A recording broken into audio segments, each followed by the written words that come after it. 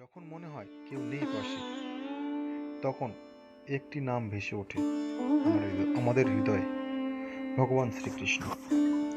তিনি বলেছিলেন, যে আমায় ভজে আমি তার অন্তরে বাস করি।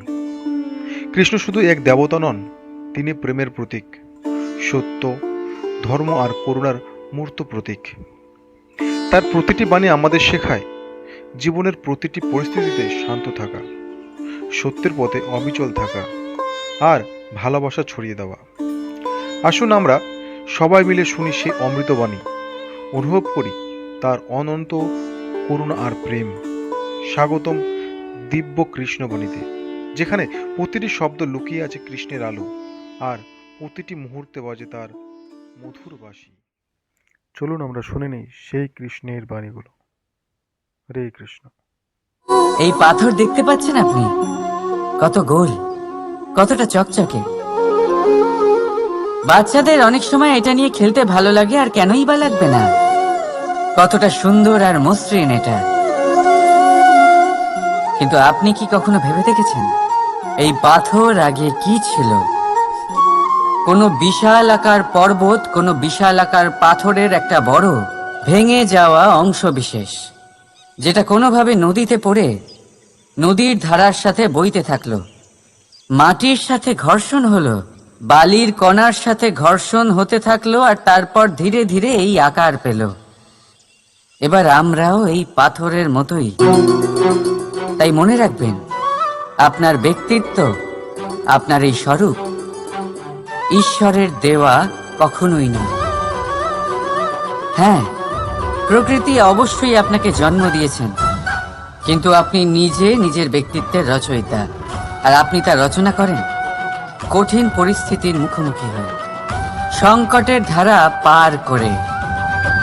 তাই আপনিও এই পাথরের মতো নিরন্তর চেষ্টা করতে থাকুন, নিজের অস্তিত্ব বজায় রাখুন, এই অস্তিত্বকে মহান করতে থাকুন, আর আমার সাথে ভালোবেসে বলুন, রাধা রাধা। চাপ আর ভার, এই দুটো শব্দ আপনাদের খুব চেনা লাগছে তো?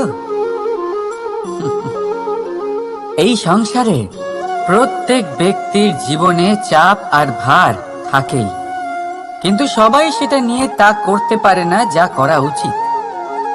এই চাপ আর ভার অপসরণের বদলে সে সেই চাপেই বন্দী হয়ে থেকে যায়।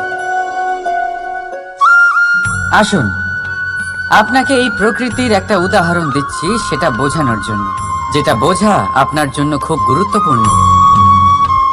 কখনো কোনো বৃক্ষ নিশ্চয়ই দেখেছেন, সেখানে আপনি ফুলও দেখেছেন, ফলও দেখেছেন। কোনো ফুলকে হাতে চেপে ধরুন, তা থেকে সুগন্ধ বেরোবে, যা আমাদের ভালো লাগে। কোনো ফল হাত দিয়ে চেপে দেখুন, তা দিয়ে রস বেরোবে, সেটাও আমাদের ভালো লাগে। অর্থাৎ চাপ আর ভার আমাদের জীবনে যে কোনো পরিস্থিতিতে, যে কোনো সময়, যে কোনো মুহূর্তে আমাদের ভাঙার জন্য নয়। এ আসে আপনাকে এটা জানানোর জন্য যে আপনাকে নিজেকে আরো বেশি প্রেরিত করতে হবে, আরো বেশি পরিশ্রম করতে হবে, আপনাকে সর্বশ্রেষ্ঠ হতে হবে। তাই কখনো এই চাপ আর ভার থেকে দূরে পালাবেন না। ভেবে নেবেন এরা জীবনের একটা অঙ্গ। তাদের ধনাত্মক রূপে দেখতে শিখুন। যদি এটা আপনি শিখে নেন, তাহলে বিশ্বাস করুন, আপনার আসল বিকাশ এখান থেকেই শুরু হবে। রাধা রাধা। ভাবুন, যদি আপনার পথে, আপনার বাড়িতে, কর্মস্থানে বা যে কোনো জায়গায় আপনি কোনো সাপ দেখতে পান, তবে আপনি কি করেন? সেই সাপের থেকে আপনি দূরে পালাবার চেষ্টা করেন, বা সেই সাপকে আপনি সরিয়ে ফেলার চেষ্টা করেন। চেষ্টা করেন যাতে সাপের থেকে আপনি মুক্তি পান, যাতে সে আপনাকে ছোবল না মারে, তাই না? এবার ভাবুন, যদি সেই বিষধর সাপের কাছে মণি আছে জানতে পারেন, তাহলে কি করবেন?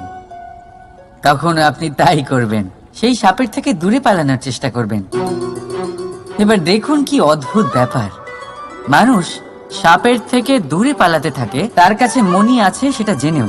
কিন্তু এই মানুষ ধনী আর দুষ্ট লোকের কাছে নিজে পায়ে হেঁটে যায়, চেষ্টা করে যে তার উপর ওদের কৃপা দৃষ্টি থাকে, আর এই সব কাজ শুধুমাত্র ধন লাভ করার জন্য। তাই মনে রাখবেন, সে রূপবান হোক বা ধনবান, দুষ্ট তো দুষ্টই থাকে, আর এই দুষ্টদের থেকে দূরে থাকাটাই মঙ্গলজনক। কাছে তাদের রাখুন যাদের মনে প্রেমের অমৃত আছে, কাছে তাদের রাখুন যারা জীবনে কর্মের ওপর নির্ভরশীল। রাধা রাধা। সংসারে প্রত্যেক মানুষের মনের গভীরে অনেক রকমের চিন্তা লুকিয়ে আছে। পিতামাতার চিন্তা, সন্তানের চিন্তা, স্ত্রীর চিন্তা, কাজের চিন্তা, ভবিষ্যতের চিন্তা, ইত্যাদি ইত্যাদি। মানুষের এই মন নানান চিন্তায় ভরা, কিন্তু আস্তে আস্তে এই চিন্তা চিতা হয়ে ব্যক্তিকে সমাপ্ত করে দেয়। আপনাদের একটা কথা মনে করিয়ে দিই, যে কথা আপনারা আগে থেকেই জানেন। কি অদ্ভুত ব্যাপার, তাই না? আপনি এই সংসারে আসার আগেও এই সংসার ছিল, আপনি যখন এই সংসার থেকে যাবেন তারপরেও এই সংসার থাকবে। অর্থাৎ আপনার আসার আগে এবং আপনার যাওয়ার পর যে সময়, সেটা আপনার হাতে নেই। তাহলে আপনার হাতে কি আছে? আপনার হাতে আছে সেই সময় যেটা আপনি এখন কাটাচ্ছেন, সেই সময় যখন আপনি আমার কথা শুনছেন, সেই সময় যখন আমি আপনার সাথে কথা বলছি। শুধু এটাই আপনার হাতে আছে। এবার এটাকে নিয়ে আপনি কি করবেন? চিন্তা করে নষ্ট করবেন? আমি তো এটাই বলবো যে আপনার পর্যবেক্ষণ করা উচিত। পর্যবেক্ষণ করুন যে এই সময়ের সদ্ব্যবহার আপনি কিভাবে করবেন, কিভাবে আরো বেশি মহান কাজ করবেন, ভালো কাজ করবেন, কিভাবে সকলের সাথে আনন্দ ভাগ করবেন। তাই মনে রাখবেন যে চিন্তা চিতা অবধি নিয়ে যায়, আর পর্যবেক্ষণ মনকে একাগ্র করে তোলে। রাধা রাধা।